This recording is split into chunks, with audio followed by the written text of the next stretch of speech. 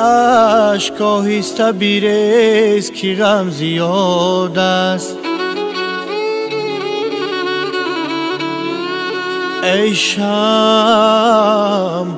آهسته بسوز که شب دراز است.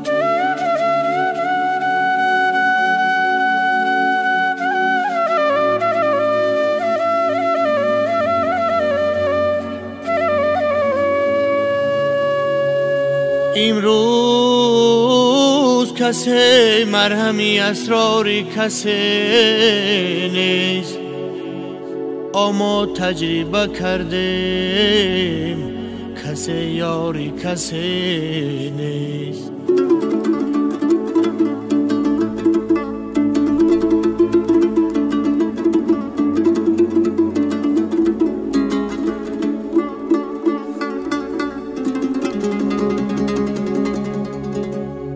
هر مرد شتردار ویسی قرنی نیست،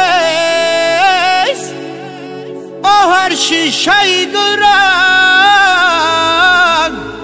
حقیقی یمنی نیست.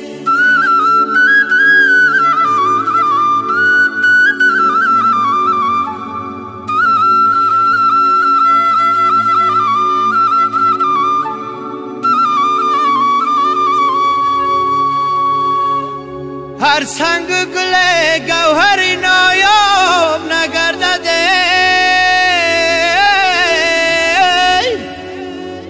هر احمد و محمود رسولی مدنی نیست.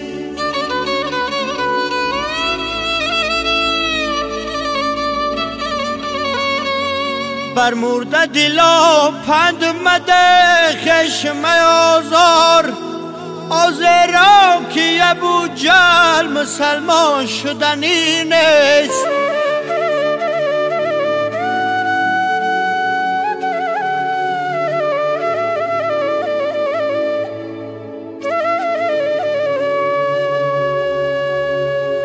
با مردی خدا پنجه میفکن چون نمرود، یا این جسمی خلیل است آتش زدنی نیست.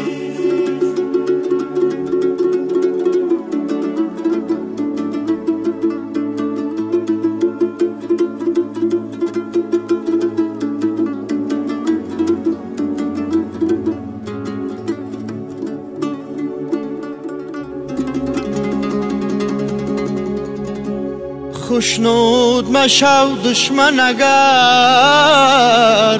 کرد محبت،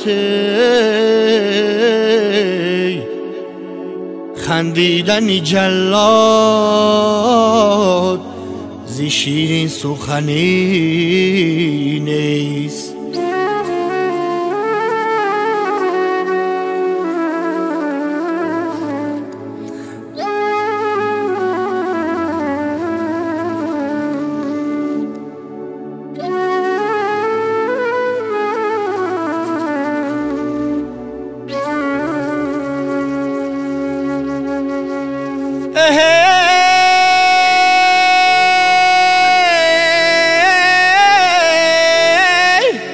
آجایی که برادر به برادر نکند رم،